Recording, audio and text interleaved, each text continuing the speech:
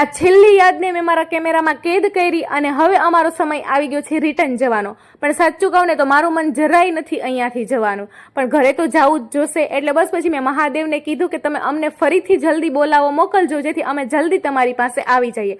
બસ આજ કહીને અમે નીકળી ગયા રિટર્ન. અને થોડેક આગળ આવ્યા ને તો સમોસા અને ભજીયાની છે ને એક શોપ દેખાણી, અને આવા સરસ વાતાવરણમાં આવું મળી જાય તો બીજું તો શું જ જોઈએ. અને બસ હવે ખુશી છે ને એ જ વાતની છે કે મારું ને રાતનું સપનું પૂરું થઈ ગયું, ચાલીને કેદારનાથ આવવાનું. એટલે બસ પછી આજ ખુશીની સાથે છે ને અમે ઉતરવા માંડ્યા નીચે. અને થોડેક જ આગળ ગયા ને તો બરફનો મોટો પહાડ અમને દેખાણો.